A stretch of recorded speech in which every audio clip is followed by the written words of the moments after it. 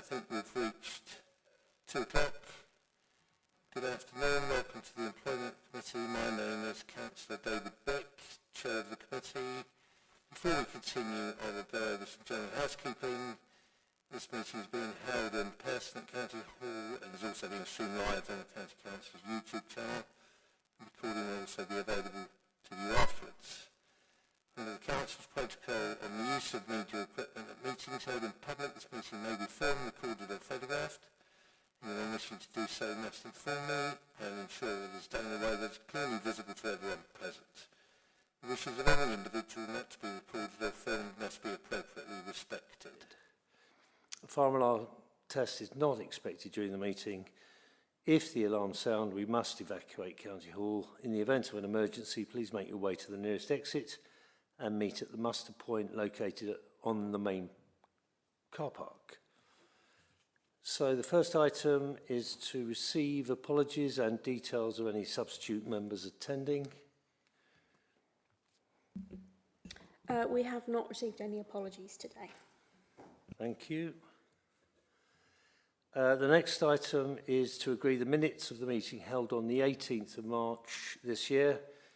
Do members have any comments on the accuracy that they would like to raise?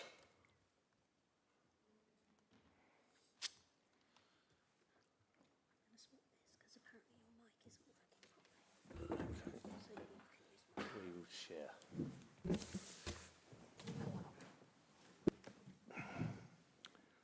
So we adopt the minutes, I think. Yep. If everyone's agreeable.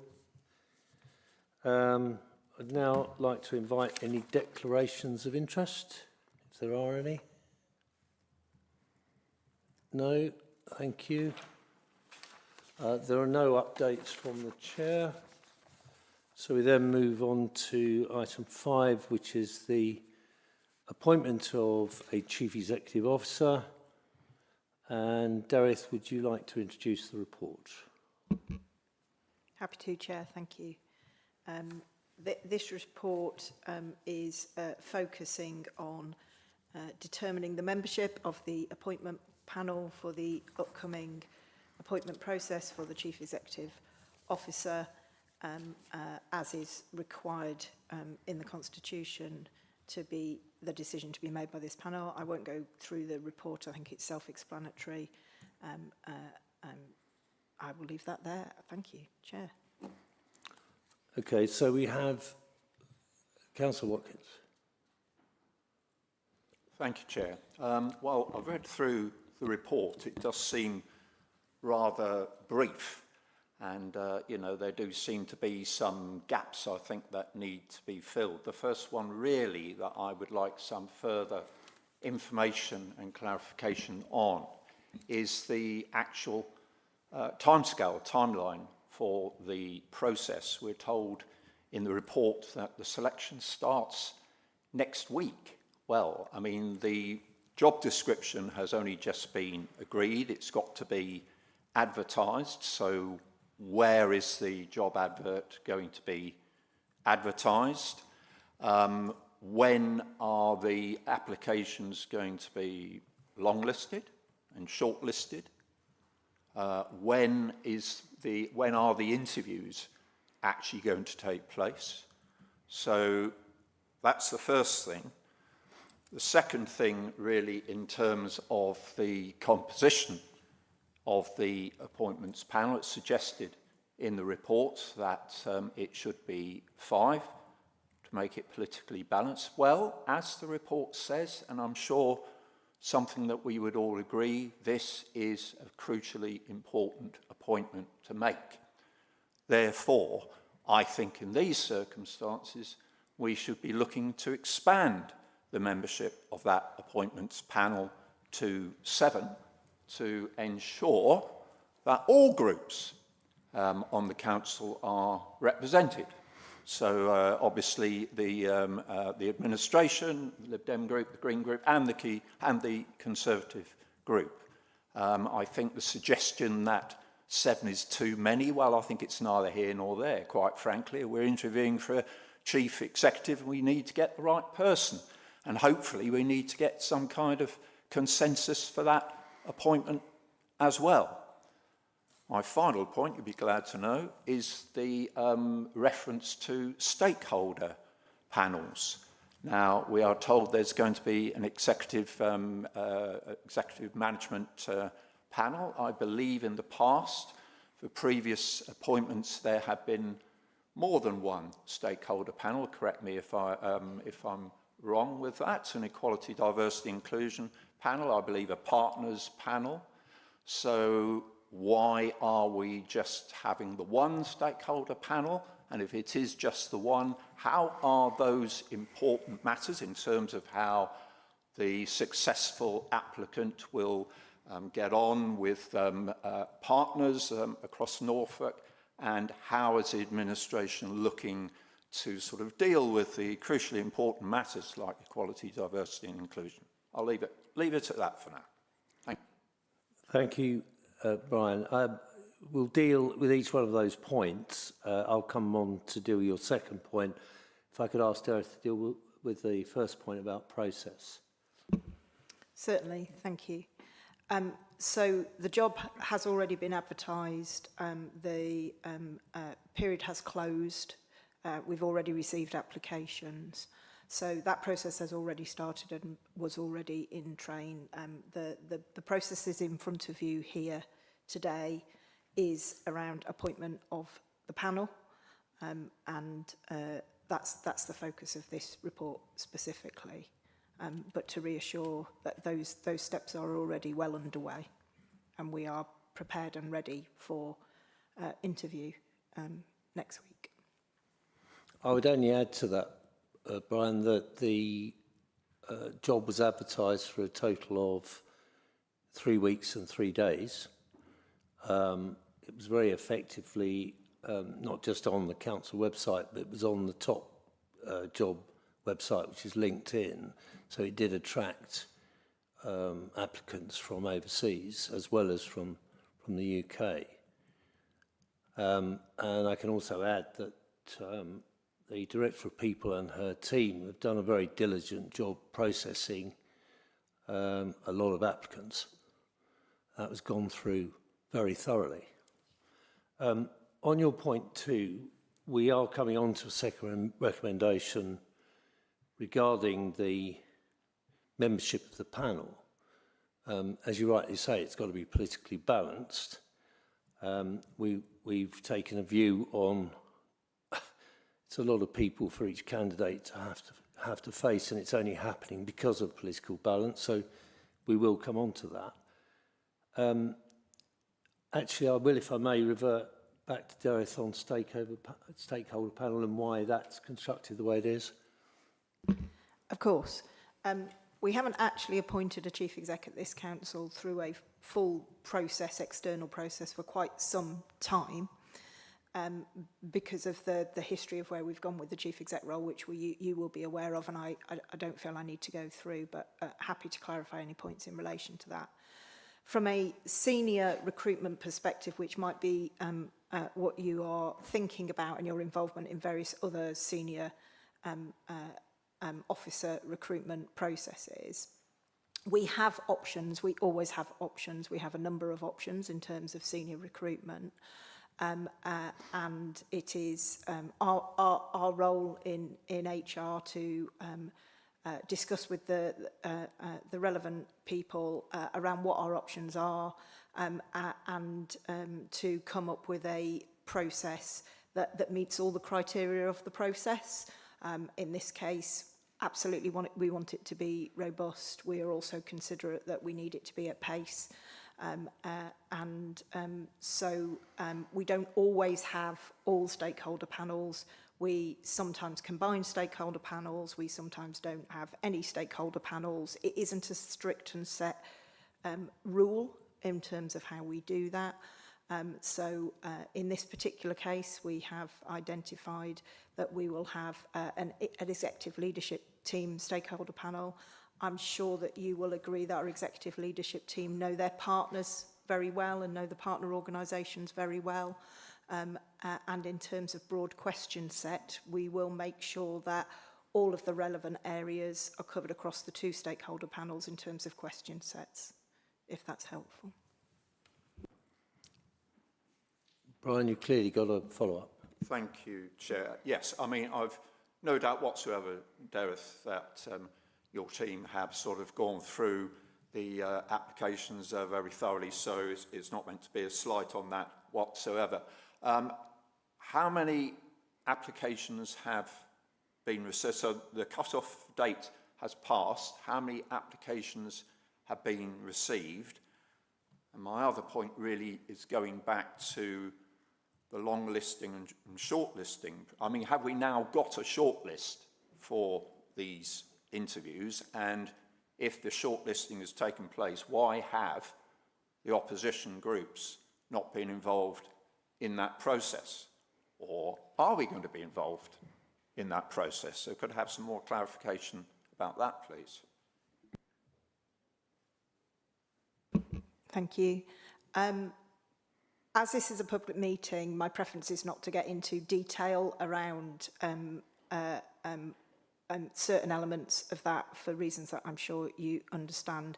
I'm happy to provide a full answer outside of the meeting in relation to those things. What I will say is that we were pleased with the number and calibre of the applicants that we got, and they certainly gave us good hope in terms of the calibre of the final selected applicant.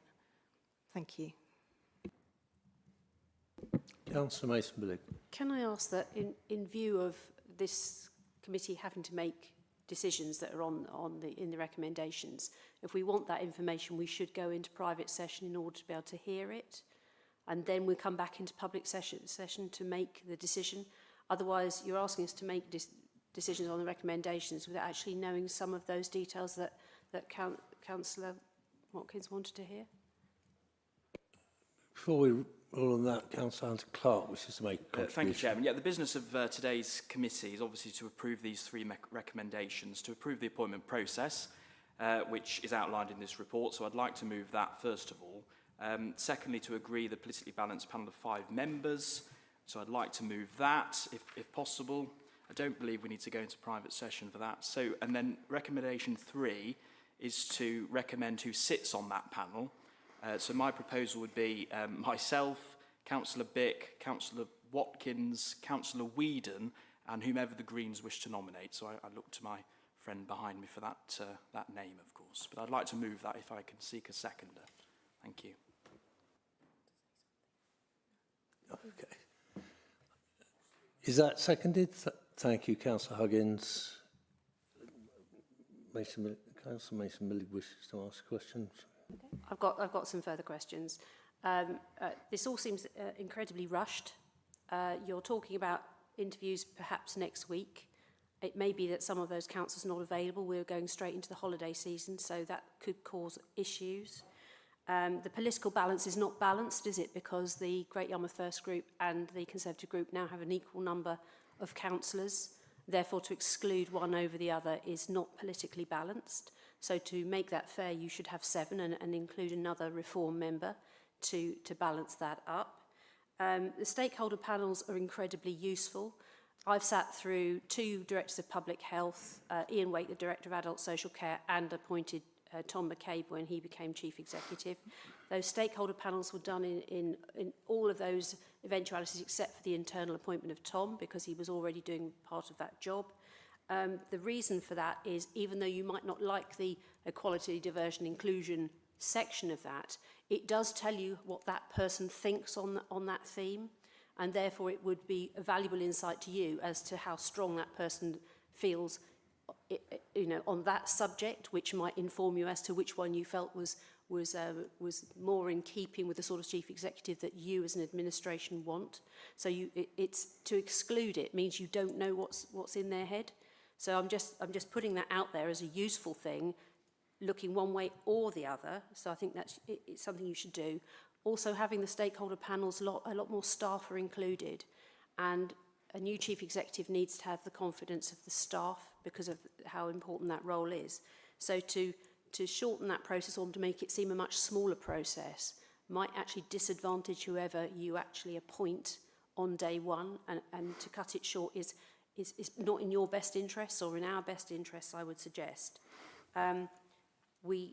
as a panel, when we had panels before, we did see the longer list of CVs, and then there was a discussion about who should actually be brought in for interview.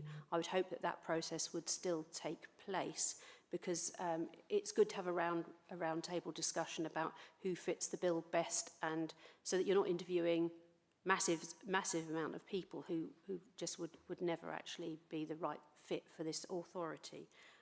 So that's why I asked if we could do a very short period in private session so we could get some of those answers. It's quite normal for that to happen in this particular committee, to go into private session and then to come out again. And it wouldn't take up much time. So I would request that we do that, Chairman. Okay, as Councillor Hunter Clark has said, I don't think we do need to move into private session. But happy to take a vote on that, if you'd like to. Just on a point of order, the members should seek a seconder first of all, and then there should be a vote. So, yeah. Seconded by Councillor Watkins. So, those in favour of going into private session, please show your hands. Those against? 4. Okay, we stay in public session. Coming back to the points being made, I think the phrase incredibly rushed was being used.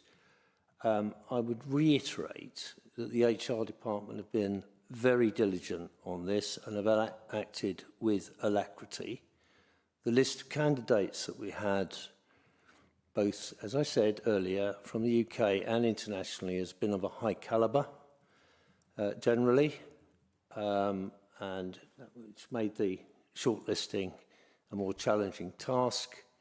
I should also add that both myself and Councillor Hunter Clark have got long experience in making and being part of making senior appointments to organisations. So I have every confidence in the process that the process has been followed properly. The fact it has been done speedily is testament to the skill and professionalism of the people who've been doing it. So, you know, it wasn't, the shortlist wasn't arrived at remotely glibly. We are dealing with the issue of 5 members or 7 members on the recommendation. Very happy to vote on each of the recommendations separately and obviously take any further points. But in the absence of any further points, I'd like to put recommendation 1 to the meeting. Chairman, just on a point of clarification, can I ask, as Caroline is with us, on the political balanced question, how do we reconcile the fact that this is not a politically balanced panel if it only has 5 members on it? The advice that was received from the officers reflected the fact, and it wouldn't be on the agenda unless it did, that they were satisfied that the 5 members represented the political balance. And I can confirm that, Chair. Thank you. So, putting resolution 1 to the meeting, those in favour? 4 in favour. Those against? 3 against. Recommendation 1 is approved.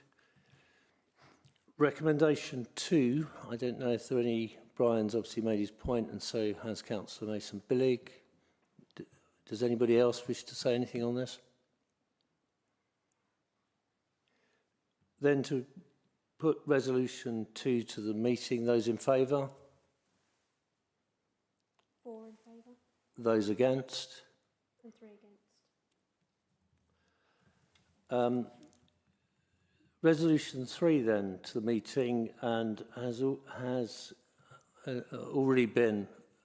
We do need a name, Chairman, from the Green Group for this, of course. Yes. Yeah, I think we are going to get that in due course. To be fair, there was a discussion about this immediately prior to the meeting that you wouldn't have been aware of. So, yet to be clarified, but certainly somebody from the Green Group. Brian. Thank you, Chair. Again, can we have clarification as to when the interviews are actually going to take place, please? The appointment. Next Tuesday. Next Tuesday? Yes. That leaves 5 days. That's ridiculous. Well, it's going to be on Tuesday, Brian. And the candidates have been so advised and have made themselves available on Tuesday in person. I mean, you've not sort of taken any trouble to sort of ask the opposition groups whether that is a date that they can make and can make somebody available for that. So that, as Kay Mason-Billig was saying, this is an unacceptably rushed process. No, it's not. It's not rushed at all, Brian. It's not rushed. You have a very vibrant group of 13. If you're not able to make it yourself, then, like other parties, I hope you'll be able to put a substitute in. You certainly need to be represented at those interviews. But the interviews have been set for Tuesday. I now put Resolution 3 to the meeting, and the names, with the one yet to be supplied by the Green Party as outlined by Councillor Hunter-Clark. Those in favour? Those against? 3 against. That recommendation is carried. Item 6, the next item is marked as exempt because it contains information related to any individual and information which is likely to reveal the identity of an individual. Please raise your hand if you agree that this information should remain exempt. Yep, that's all. Thank you all. We will now move... sorry. So do we want to hold this, this part of the agenda as public session? With no discussion of the content of the minutes. If we were to discuss content of minutes, then we have to go into private session. Sorry, Chairman, I don't think we need to discuss the content, so I think we can just agree the minutes. Yeah. Okay. Right, we are now back in public session, and I will now move to the recommendation, exempt minutes from the 18th of March 2026. Those in favour? Those against? That concludes the meeting. Thank you all for your time today. The next meeting of the Employment Committee is scheduled to be held on Wednesday, the 14th of October. Thank you all.